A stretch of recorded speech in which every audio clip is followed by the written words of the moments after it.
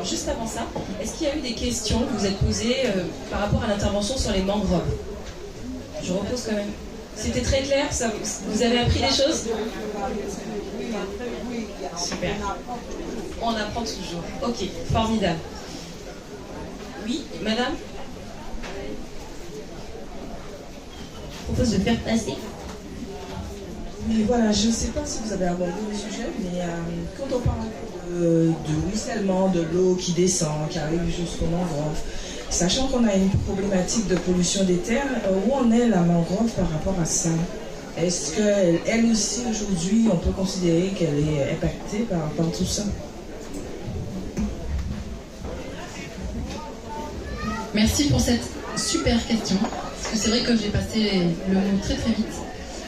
Évidemment que les mangroves sont impactés par la pollution des terres, et si vous sous-entendez en plus, évidemment, la pollution historique à la chlordécone, c'est sûr que oui. Pourquoi? Parce qu'effectivement, comme vous savez peut-être, cette molécule, elle n'aime pas l'eau. On dit qu'elle est hydrophobe, elle fuit l'eau, donc elle préfère s'accrocher en fait à des particules solides.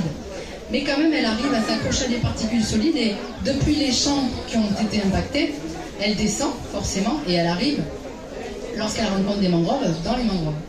Et quand on fait des analyses, évidemment, dans ces arrière-mangroves, on trouve cette molécule chlordécone lorsque cette mangrove est située en aval, dans les bassins versants où il y avait de la culture qui a reçu cette molécule. Ça, c'est clair et net que oui.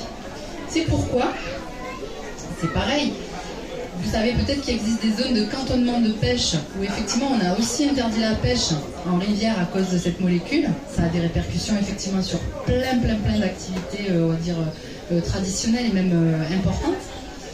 Et la question, elle se pose aussi avec la tradition, quand justement on y arrive, c'est le mois d'avril, c'est Pâques, c'est les crabes. Cette question, je la soulève effectivement de nombreuses fois pour essayer de savoir, mais c'est que la réponse, elle risque d'être très embêtante, mais la vérité, c'est qu'il faudrait mener une recherche, une étude très précise sur les zones où effectivement les crabes sont effectivement chargés de cette molécule. Alors oui, on ramasse les crabes, on les fait dégorger, on les met dans des cages, on les tue, etc. Pas de problème. Simplement, quand on regarde cette molécule effectivement sur des animaux, etc., qu'on consomme type vache et tout ça, on sait qu'il faut tant de temps. On n'y connaît rien en crabe, on n'a jamais fait encore le test. J'ai des collègues qui travaillent en Guadeloupe sur les questions de chlordécone et de poissons, de crevettes, des rivières, etc., des écrevisses plutôt. Mais c'est une inconnue. C'est une inconnue. Le projet est tout écrit. Il suffit juste de le faire. Donc oui, je vous rejoins en ce sens. Et je terminerai par dire, après, parce que mon collègue il va me...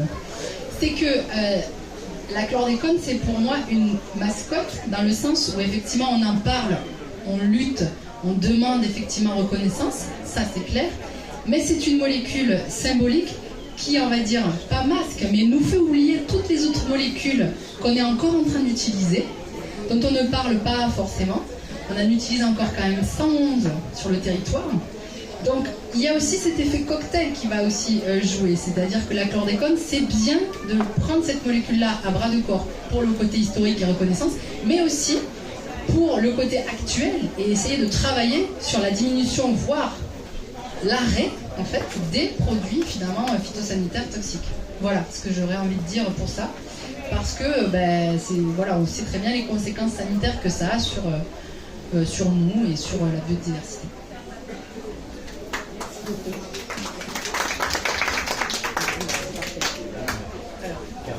On continue avec cette thématique des sargasses, et ça tombe très bien parce qu'on le voit, les arrivages de sargasses dans les mangroves font énormément de dégâts.